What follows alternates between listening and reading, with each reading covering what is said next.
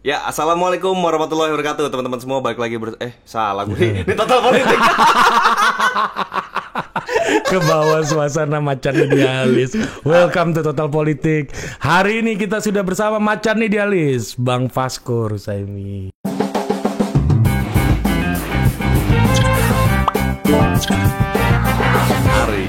Ari Putra, the one and only. Itu Paman Sam. Paman Sam. Anda jangan-jangan termasuk keponakannya Paman Sam juga. Menarik ya dia. Iya, gila. Menarik dia, ya. Memang orang dia merasa konten gue belakangan kok gue kayak mabok ya. Iya.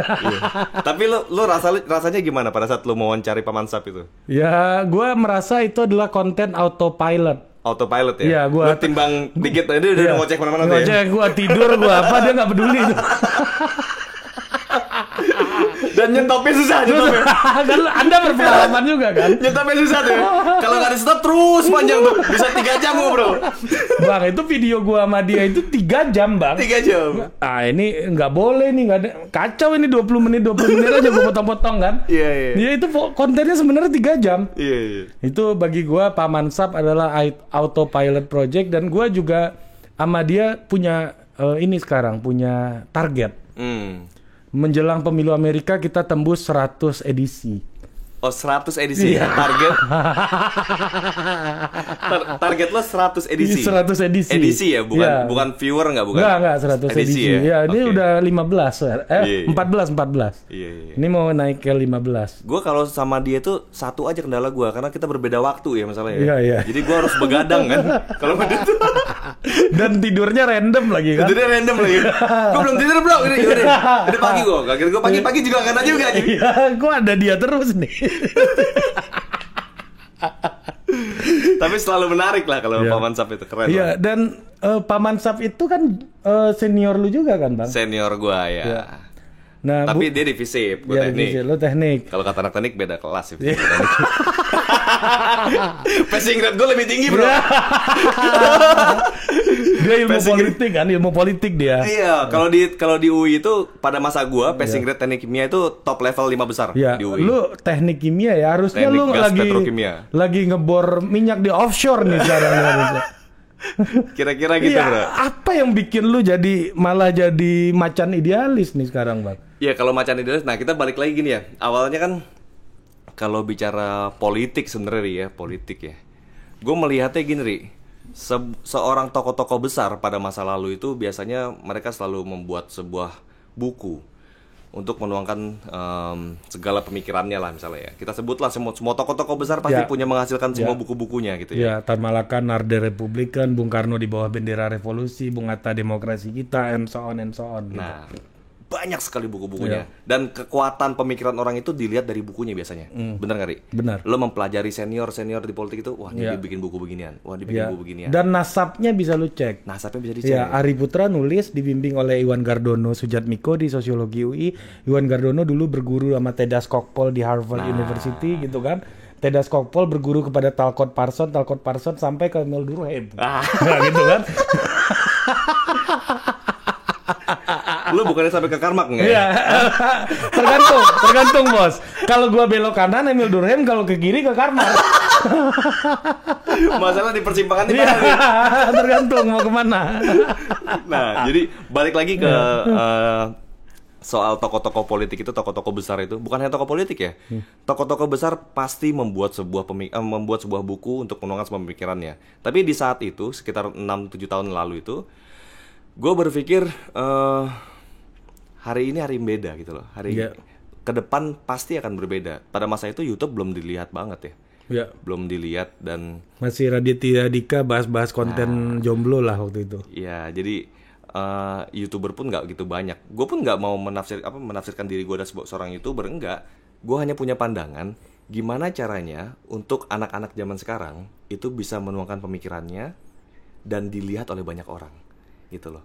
Tokoh-tokoh politik itu dia menuangkan pemikirannya kan untuk dilihat banyak orang, untuk ditransfer dan didistribusikan pemikirannya kan. Ari Putra membuat buku biar orang baca. Tapi bikin buku itu misalnya gini, seorang penulis buku paling terkenal aja misalnya, coba lu sebut siapa hari ini. Hari ini. Novelis atau apa? Apapun. Mungkin Andrea Hirata. Berapa eks lembar dicetak sama dia? Dia mungkin lebih 1 juta kayaknya. 1 juta eks Ya, lembar. dan itu cuma 1-2 orang. Ya, 1-2 orang. Ya. 1 juta eks lembar dicetak sama dia. Dia butuh berapa kali produksi? Ya. Nah, Dan ribet, birokrasinya luar biasa ribet. prosesnya ribet dan butuh waktu panjang untuk menjadikan satu buah hard copy buku itu. Benar. Ya. Nah, gue pada saat itu memang gue melihat gue harus membuat sesuatu yang beda dan pasti zamannya seperti ini ke depan. Makanya sebelum Macan Idealis itu pun gue sebenarnya udah punya banyak channel-channel yang lain yang memang gue nggak tampil di muka pada saat itu. Ya. Gue nggak tampil di muka, ada banyak lah. Gue membantu distribusi dakwah-dakwah yang subscribernya pun udah jutaan juga. Macan Idealis kan baru sekitar 1-2 tahun ini aja lah belakangan. Nah terus di situ gue coba menuangkan pemikiran itu layaknya seperti buku yang bisa dilihat ataupun didengar dan dirasakan oleh lebih banyak orang dibanding buku gitu. Kita konten kayak di Macan Idealis itu aja konten per hari kan pasti gue upload terus setiap hari. Nah setiap hari siapapun narasumbernya mau siapa itu kan sebenarnya kita membuat sebuah buku yang bisa kita kontennya satu buku gitu loh. Ya, dan dia menjadi suatu gagasan yang utuh semuanya gagasan yang utuh dan alur berpikirnya sebuah konten ini, sebuah channel ini kan ada alur berpikirnya nih. Seperti halnya kita membuat buku pertama, buku kedua, buku ketiga, itu mereka punya karakter berpikir bisa tuh. Kalau kita suka baca gitu kan pasti oh ini yang nulis dia nih, udah ketahuan nih misalnya kan, walaupun kita tipu-tipu nih yang nulis siapa. Ini gaya tulisannya, gaya bahasanya dia nih. Udah nggak bisa ketipu nih kan. Biasanya kalau ghostwriter-nya ganti berubah langsung, ini bukan dia yang nulis nih. Jadi ketahuan bukan dia yang nulis tuh bukan karena apa-apa, tapi karena ghostwriter-nya ganti. Ya. Nah disitulah gue berangkatnya dari itu. Jadi pada saat kalau zaman sekarang sebenarnya best seller itu 10.000 aja udah best seller loh. Udah 5.000 aja udah best seller kan, udah masuk best seller. Tergantung indikatornya apa. Dan gue yakin pada masa itu suatu saat nih Gramedia bakal bukan cuma jualan buku doang. Pada saat zaman kita udah banyak jualan yang lain gitu, Ri. Ke depan bakal buku nggak bakal laku kayaknya di sini. Dia bakal jadi kayak Netflix kali ya. Netflix ataupun Gramedia sekarang jual alat musik, Ri. Iya, jual alat fitness juga. Alat fitness, alat olahraga. Buku udah nomor sekian jadi kan lebih lakunya di situ. Dan kita sebagai politisi ya tetap harus menuangkan pemikiran kita gitu loh. Dan modal pun lebih kecil kan kalau kita bikin satu konten, bikin satu video gitu kan. Nah disitulah baru gue mulai berangkat bikin video-video 1, 2, 3. Nikmat aja, gue seneng aja. Dan gue kan ngedit sendiri. Gue video gue bikin sendiri. Gue ngomong sendiri. Gue ngedit sendiri. Sebelum pada saat itu gue pernah punya tim gitu kan. Ini kacau nih ceritanya nih. Dia punya tim, dia pecat karena menurut dia lebih bagus ngedit daripada editornya. Kacau banget lu Bang. Sebenarnya bukan itu aja sih. Konten ini gini, yang pertama gue orangnya kurang suka diikutin banyak orang. Nah konten gue itu kan biasanya gue suka muter-muter nih. Kadang kalau misalnya gue lagi datang ke tempatnya Ari, ya gue tinggal taruh kamera, gue taruh mic ya kan. Kalau lu kan ribet nih, alat lu kan mahal semua. Kalau gue kan murah. Ya infak lah. Infak Bang. Ini outputnya bukan duit buat yang infak, tapi amal jariah. Gue udah bilang tadi. Jadi pahala ini selama omongan kita bermanfaat nih, yang menginfakkan ini pahalanya mengalir. Mengalir ya. Jadi di mobil gue itu gue cuma ada supir sama gue aja gitu loh. Jadi pernah gue pada saat gue bawa tim, gue males diikutin banyak orang gitu, Ri. Bahkan sampai 2 mobil gitu kan. Dan bahkan juga omongan lu banyak yang nggak boleh orang tahu kan. Nah itu kan dia. Jadi gue ya kayak ini kebetulan lah ya. Ada tas gue nih. Nah gue kemana-mana nih bawa tas ini aja nih bro. Ya. Satu tas ini udah ada kamera, udah ada apa namanya? Lengkap lah semuanya itu. Udah tripod-tripodnya. Itu udah nanti tuh isinya itu adalah biang AdSense itu udah. Faktor produksi. Nah, orang mau berpandang dari mana terserah. Tapi kalau menurut gue hari ini Beceng lebih tajaman kamera dibanding Beceng. Oh iya. Itu Mario Puzo juga bilang gitu. Gitu ya? Dulu dia bilang gini, kalau bahasanya satu pengacara dengan banyak kasus itu lebih kuat daripada satu bandit yang mempunyai pistol gitu. Ya kalau dia gitu dia bilang kan. Kalau menurut gue saat ini kamera lebih tajam dibanding senjata. Iya. Kalau dulu udah ada kamera, kayaknya kita berjuang nggak pakai bambu runcing ya. Bikin kamera viral kan, sampein ke PBB ya kan. Ada kerja Rodi ini, ada kerja Rodi. Desak Belanda nih kan.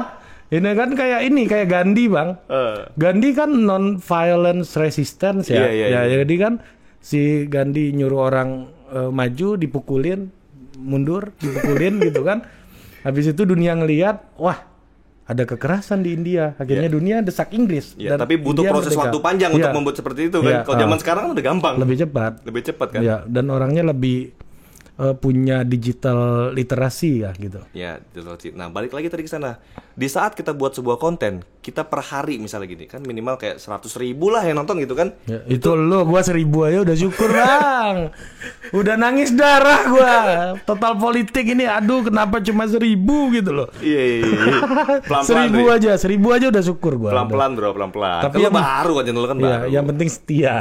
Ya 1 nggak apa-apa, yang penting setia bang. Udah. Nah dari situ gue lihat kayak gini loh, Ri. Di situ kan gue memang dari saat masa-masa gue kuliah di UI dulu, gue ikut aktif di beberapa kegiatan-kegiatan BEM gitu ya. Tapi memang gue nggak mau nyemplung ke BEM UI pada masa itu. Lu ya di UI ada kelompok kritis gitulah yang nggak mau masuk organisasi, tapi pemikiran Gue justru. di BEM Teknik. Lu BEM Teknik. BEM Teknik. Oke. Nah jadi kalau di kampus gue dulu di teknik itu, gue merasa BEM UI tidak lebih keren dibanding BEM Teknik. Iya. Jadi ketua BEM Teknik itu merasa BEM UI lebih cupu daripada mereka ya. Bukan gitu, tidak lebih keren. Ya lu udahlah, lu jangan basa-basi sini. Menurut anak-anak teknik begitu ya. Ini tidak seperti Vasco yang apa adanya nih. Udah mulai banyak lagu, udah mulai politisi gua lihat. Intinya gitu nih. Jadi makanya gua nggak mau nyemplung di BEM UI itu. Ya, Gua nyemplungnya cukup di BEM Teknik aja kan. Dan drillingnya lebih gila BEM Teknik kan. Karena nama BEM itu di UI pertama kali ya BEM Teknik. UI belum BEM waktu itu, UI masih Senat. BEM duluan, BEM Teknik duluan. Okay. BEM Teknik baru UI ikut-ikutan. Dan misalnya kayak gue ngikutin rally-rallynya calon ketua BEM UI itu ya, kalau udah masuk teknik udah muak tuh mereka tuh. Sampai pagi, sampai disuruh push up. Sampai disuruh push up. Kasihan calon tuh, belum tentu dipilih juga. Udah padahal udah punya pilihan sebenarnya kan. Karena ujung-ujungnya yang dicoblos anak teknik juga. Anak teknik juga. Jadi percuma gitu ya. Lu ngapain? Lu jadi apa bang di BEM Teknik dulu? Ya pengrecok lah kita tetap dari dulu. Tetap lah. Nggak ada lu nggak rame ya. Nah balik lagi situ tadi. Jadi kayak seperti kapasitas Stadion Senayan aja cuma 80.000 Ri. Nah kita bisa membuat sebuah konten pada saat aktif di kemahasiswaan kan kita lihat nih Ri. Kita ngomong di sebuah aksi yang masanya paling maksimal berapa sih kita paling datengin aksi? 150-200 orang, ya bahkan bisa ada 500 atau 1.000 orang lah maksimal kan.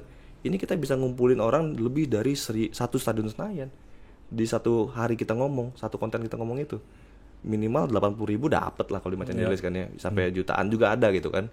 Nah berapa Stadion Senayan yang gue kumpulin? Sombong. Gue kan gini, kita harus membuat mendistribusikan pemikiran kita itu dengan kita samperin orangnya ke WC, samperin orangnya ke kamar mandi kan, ke kamarnya dia. Nggak perlu kita undang lagi mereka ke Stadion Senayan kan. Nah disitulah gue akhirnya mewakafkan diri gue untuk gue bermain sosial media. Dan akhirnya orang di suasana COVID kayak gini orang percaya cara lo itu paling efektif kan. Iya. Dan mereka menyesal selama ini. Gue ketemu beberapa kawan ya tidak menginvestasikan waktunya seperti yang lu lakukan gitu. Iya. Gue sebenarnya kan sama aja kayak semua para politisi-politisi yang lain aja. Gue cuma bedanya gue bawa kamera. Iya. Pas gue lagi ngobrol sama siapa, gue taruh kamera kan gitu aja ini kita kayaknya ngobrol. seru nih si. Wah ini asik nih ngomongin ini nih kan. Kita nyela siapa nih kan. Iya. Tahu-tahu Mbak Besi Ridwan Saidi keterusan. Keterusan. Itu gue setelah gue sama Babe, gue merasa nikmat sama dia bro. Iya. Chemistry lu dapet. Chemistry gue dapet sama Babe. Kayak gue sama Pak Mansab lah. Nah. Autopilot. Ayo Pak Man, ini gimana Pak Man? Gue tidur mau ngorok apa segala macam, dia udah gak peduli bro. Gue mute juga gak peduli, dia ngoceh aja kan. Oh, jadi Trump ini kayak gini gitu kan. Ketemulah Babe bro. Setelah gue ketemu Babe itu baru gue merasakan, wah gila Babe ini membahas sesuatu dengan hal yang berat dengan cara yang ringan. Gokil gue bilang nih Babe nih. Halnya berat loh bro, disampaikan Babe semua tuh berat semua, tapi kita mendeliverkannya dengan cara yang ringan-ringan semua, dengan ketawa, dengan lo kan udah pernah juga sama Babe tuh iya, kan? udah. Menarik dan dia mengalami semua rezim, legend bro di dunia politik sampai ada subscriber gue yang bilang gini, inilah orang tua yang saya selalu lihat nyapu-nyapu sambil nyeker di luar di luar rumah di Bintaro. Tapi Macan Jeli jadi labelnya dia terlalu babe jadinya kan. Gua kira Babi udah punya shareholder.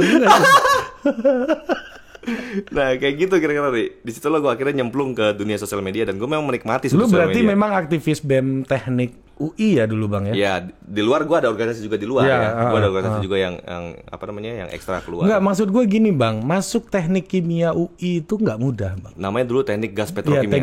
TGP. Iya, gue punya temen baik dulu Lo yang angkatan berapa bro? 2008. 2008 masih TGP ya. Udah teknik kimia. Berubah. 2007 yang Iya. TGP terakhir. Iya. Ada teman baik gue kuliah di situ, teman satu SMA. Dan 2008. 2007. Oh, Gue kan 2007. aslinya 2007. Namanya siapa? Nanti kita bicara di belakang nih. Tidak terlalu penting buat nyebutin nama dia di sini gitu maksud lo ya. Enggak penting. Panjang nanti Padahal urusan. teman baik lo katanya. Panjang urusan nanti. Iya iya. Ya. Bisa panjang urusan nanti Bang, jangan Bang. Ini menyangkut internal saya nih. Kayak gue paham nih. Kayak gue paham nih. Oke, gue paham. Udah ya. Case close ya. Iya. Pantesan ya alatnya mewah-mewah gitu ya. Jangan Bang. Jangan. Jadi gitu. Gue tahu masuk situ tuh nggak mudah pertama. Iya. Dan survive di situ persoalan yang beda lagi. Dan lulus dari situ lebih susah lagi Bang. Banyak banget orang yang pengen masuk situ dan berat banget. Gue tahu Bang, kuliah di sana itu berat banget di TGP itu. Dan harusnya lah Bang, menurut gue, lu kenapa nggak jadi raja minyak aja gitu loh Bang?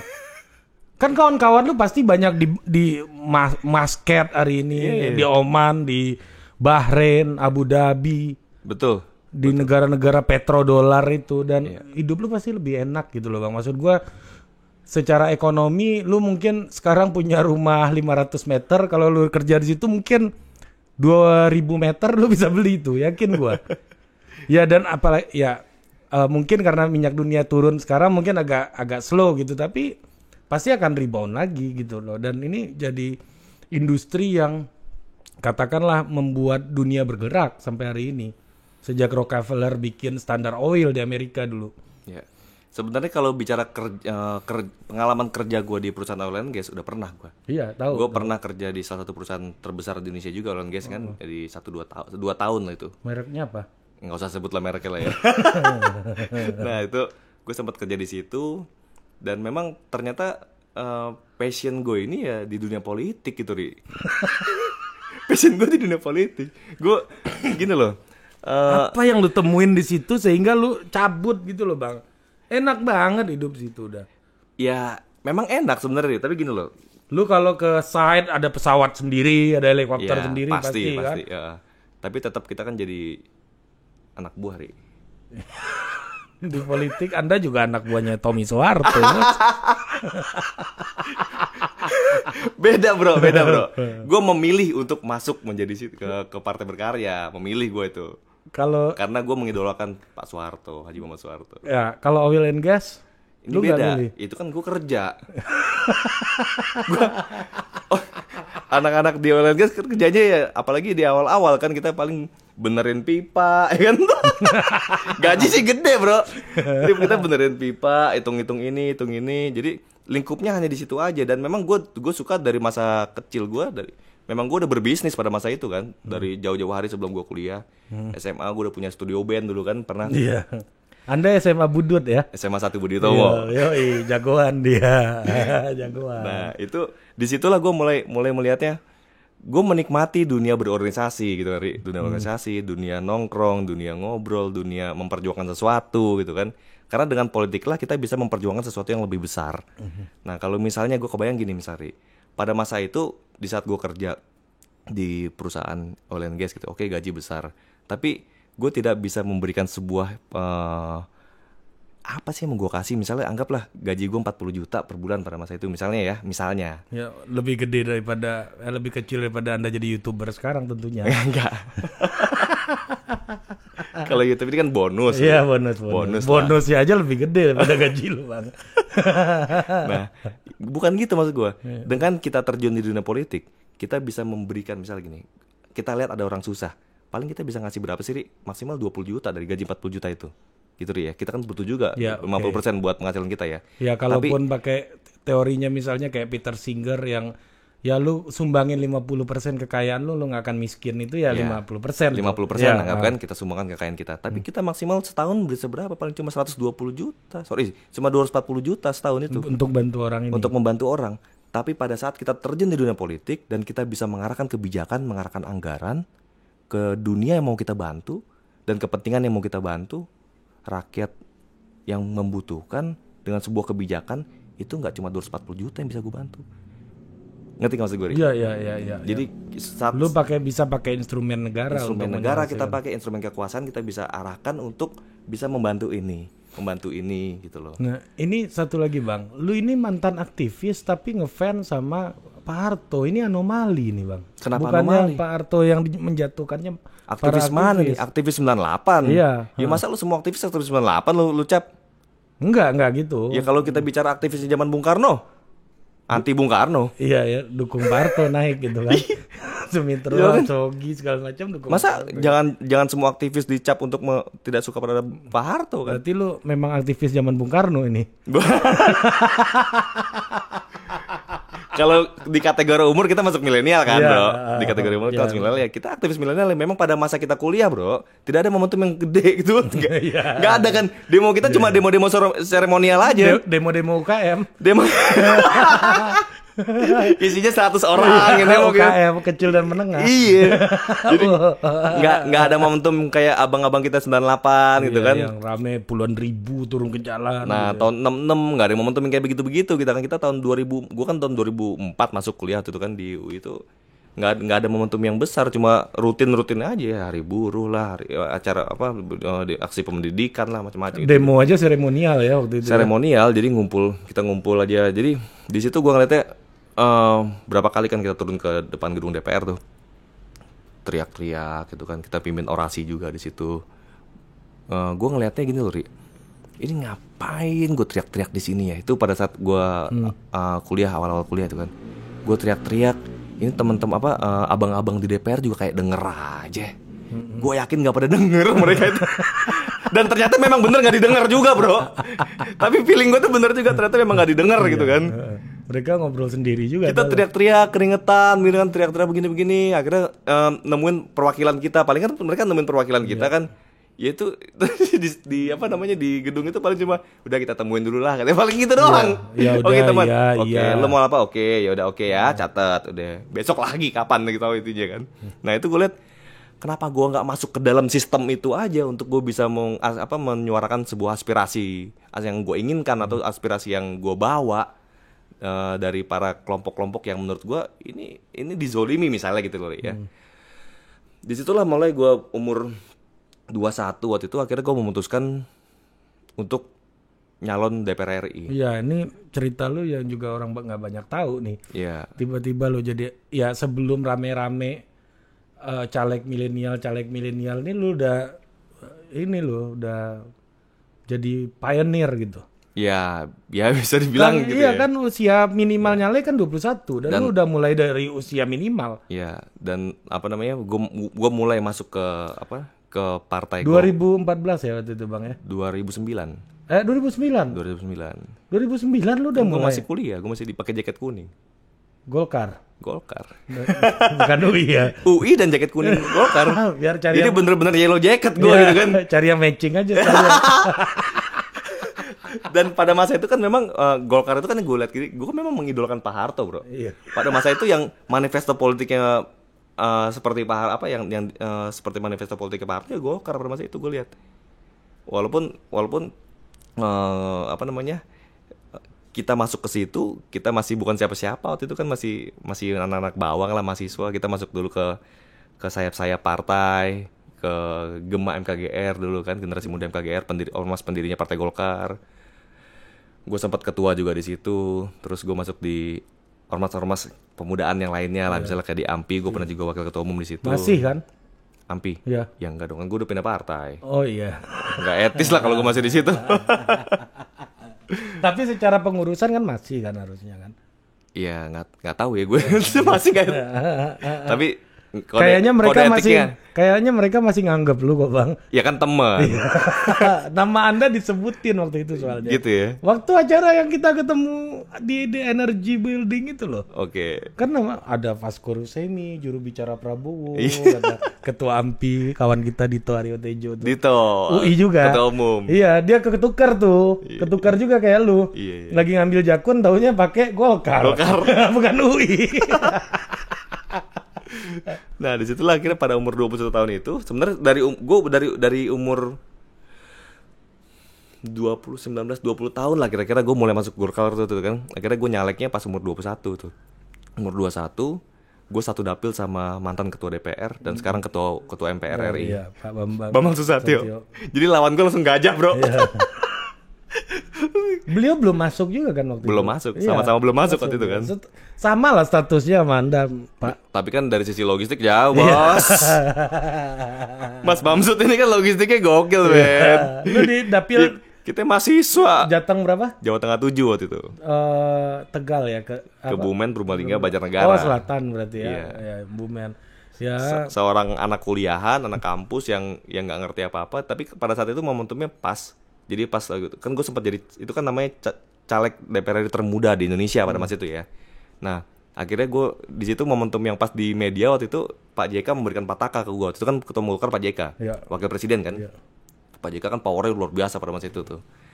Pak JK memberikan pataka ke gue karena gue memang termuda. Nah, di situ mulai dari media-media mulai ini main. Dan di Kebumen ya. Kebumen. Kan bukan kampungnya Bang Vasco, Bukan. kampung lu kan di Sumbar. Bukan. Apa yang bikin lu maju di Kebumen itu? Emang lu bisa bahasa ngapak? Gini, Bro. Nyong wis kencot gitu. Bisa nggak lu kayak gitu? Gini, Bro. Sulit gak itu menurut lu? Apa? Gue bukan orang Jawa ya kan. Iya, Nah, menurut gue masuk partai politik, partai Golkar itu bisa dibilang laboratorium yang terbesar menurut gue di Indonesia. Partai politik paling bukan paling tua ya, paling mengkader orang biasanya di Golkar. Ya. Jadi pada masa itu ya gue liatnya, ini gue harus masuknya partai Golkar bukan partai yang lain. Mohon maaf tanpa gue mengecilkan partai-partai yang lain nih ya.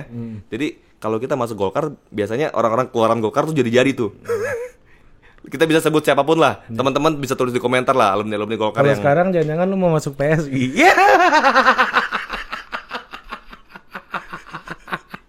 jangan-jangan lu kali yang udah masuk sih. Anda takut warna merah ya? Tapi lu bukan PSI ya? Bukan dong. Bukan ya? Bukan Oke. dong. Secara struktur bukan. Iya bukan lah. Oke. Bukan lah, Memang Bang. tidak singgungan dengan PSI. Nggak ada. Oke, Nggak ada. oke. Ya kebetulan berteman sama Rian. Iya. Kebetulan berteman sama Valdo. Valdo, Ya, dua itu aja yang gue kenal. Gitu ya. Iya, nggak ada yang lain. Iya. Lebih banyak temen lo di berkarya kali mungkin ya. Iya, Anda kan 212 banyak sekali. Oke. Ya kita temenan aja sama semua kan. Iya. Nah, Namanya. gue terusin kan nih? Iya, terus. Nah, jadi kan harus diselipin jokes sedikit. Biar penonton gua girang, Bang. Iya. Nih gue jadi gue masuk jadi calon Karena menurut lu ini adalah sekolah terbaik lah. sekolah untuk terbaik anak dan muda. gue sekalian kalau mau sekolah itu cari yang susah gitu kan. Iya benar-benar. Ini kayak UI lah Kita ya. di luar dari gue memang rekomendasi gue karena gue masih anak baru kan gak mungkin gue bisa menentukan gue dapil gue mana kan. Iya. Lu Tapi ikut aja. pada saat gue dapet di situ nomornya pun pada masa itu nomor 7 menurut gue menarik. Gue nomor 7 waktu itu kan. Karena bisa begini kok. Dapil 7 Jawa Tengah nomor 7 gitu kan. Dan sampai sekarang gue partai berkarya itu nomor 7 juga. Jadi disitulah gue ya udah gue di sini aja bisa milih sih sebenarnya beberapa tempat tapi nomornya yang lain-lain gitu kan. Tapi menurut gue aku di sini aja. Kalau gue cari yang misalnya kayak di Sumatera Barat ya atau di Jakarta ya memang daerah permain kita dan keturunan kita dari sana gitu. Ya kalau lu di Sumbar berarti lawan lu waktu itu ya. Ini nanti disensor ya.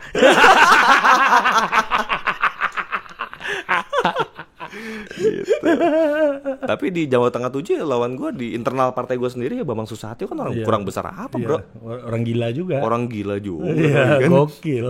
Dan dulu itu adalah dapil di Jawa Tengah 7 itu adalah dapilnya Priyo Budi Santoso. Oh, itu yang membuat lu dekat sama Mas Priyo. Dapil beliau itu dia setelah dia kan 2 periode di Wakil situ. ketua DPR kan waktu Wakil itu? ketua DPR RI ya. Dia pindah ke Jawa Kampung Jawa Timur dia. 1 ya, jadi Jawa Timur. Kediri Gresik ya dia. Ya, nah baru dari dia pindah ke Jawa Timur, lalu di Sidoarjo dulu dapilnya dia. Sidoarjo, Surabaya. Oh, berarti Jatim 1 dong. Jatim 1. Ya. Nah, terus barulah di Jawa Tengah 7 ini teman-teman MKGR masuk situ gitu. Iya. Nah, kalau Mas Bambang kan Kosgoro, tapi Mas Bambang juga memang ya dekat juga sama Pak Priyo kan. Perangkul kan beliau kan. Ya, gitu. Dan disitulah dapil kita di situ waktu itu. Nah, dari situ Berapa suara lu waktu itu, Bang? Boleh tahu? Berapa suara gue waktu itu ya? Kalau nggak salah 17.000 kalau nggak salah ya. Gokil juga lu ya. 17.000. Jauh. Tapi gokil lah, Bang. 17.000 orang milih lu. Iya. Lu itu kan udah legitimate, ada orang yang ngedukung lu gitu loh, Bang, maksud gua. Di tempat yang gue bukan siapa-siapa di situ. Dan ya lu kan? bukan orang Tanpa duit apa aja nggak pakai apa-apa gue. Ada lah duit tapi ya secukupnya lah. Gue caleg, gue masang banner sendiri bro dulu.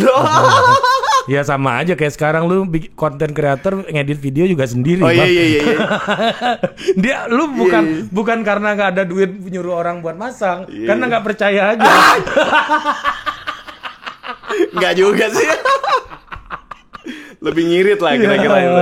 Nah, tim gue tim kecil banget kan waktu itu kan. Teman-teman yang masih sangat idealis pada masa itu jadi tim sukses waktu itu kan di Jawa Tengah 7.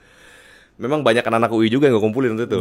Anak UI yang bantuin gue junior sampai senior. Banyak juga anak teknik kan. Banyak, anak teknik banyak gitu. Nah, itulah dari jaringan teman-teman aktivis di Jawa Tengah itu yang ikut membantu gue pada masa itu. Nah, terus dari situ baru gue mulai berpikir untuk ya pada saat gue masuk di gedung itu baru kita bisa mulai meneriakkan sesuatu gitu Ari. Menyarukan semua aspirasi itu. Berarti lu udah ikut pemilu nih yang ketiga ya Bang ya? Enggak, gue 2 kali. Oh, yang 2014 gue nggak ikutan. Gue nggak ikutan dulu situ kan. Gue mencoba berkontemplasi dulu pada masa itu. Nah, kalau di Partai Berkarya pada masa itu gue nyalek di Partai Berkarya itu karena memang perintahnya semua kader yang masuk situ harus nyalek. Sebenarnya gue pengennya sih gue bukan yang nyaleknya gitu loh bro. Maksudnya sebenarnya gue biarkan teman-teman nyalek, sebenarnya gitu awalnya, tapi karena perintah ketua umum gue harus nyalek di Jakarta, itu akhirnya gue nyalek. Dan ya lu wakil ketua umum ya? Enggak lah. Ketua DPP ya sekarang. Gue ketua DPP. Iya, ketua DPP di Berkarya gitu bro. Dan di Jateng itulah lu kedekatannya sama Mas Priyo pertama kali berarti. Jadi gini, dulu itu awal gue masih kuliah kan gue ngelihat seorang Priyo Budi Santoso itu tokoh yang wow. Ya kan memang banyak jagoan di Golkar, tapi lu malah ke Mas Priyo gitu yang mau gue pertanyakan sebenarnya. Kalau Priyo Budi Santoso itu termasuk elit paling elit di Golkar dulu Dulu pada masa itu ya. Dia ketua fraksi waktu itu Ri. Pas gue masih kuliah gue masuk dia ketua fraksi. Iya benar. Fraksi itu di Golkar luar biasa Ri. Dan Partai Golkar pemenang pemilu kan? Pemenang pemilu, pemenang di situ kan pada saat itu. Pada saat dia ketua fraksi terus pada saat dia wakil ketua DPR pemenang nomor 2 kan. Iya. Itu powerful bener jadi gue ngelihat seorang PBS ini wow, gue kayaknya bisa deket sama dia nih. Kita harus harus banyak bergaul sama beliau lah, target kita kan mentor karena dia mentor gue bener gue nih. Dia mentor gue ya. Nah disitulah baru mulai gue banyak berinteraksi dengan beliau, mulai banyak ilmu-ilmu yang ditularkan oleh beliau gitu. Dan apa sih yang membuat lu kagum sama Pak Harto Bang? Kan tahun 98 tuh lu umur berapa dulu? 98 tuh gue SMP ya. SMP, kalau gue SMP nggak ada kagum sama politisi gue. Main PS aja gue tiap hari itu di rental. Gue mau tanya sama lu, politisi mana yang lu kagumi di Indonesia?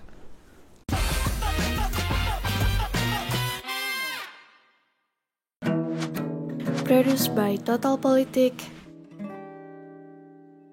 and powered by haluan.co.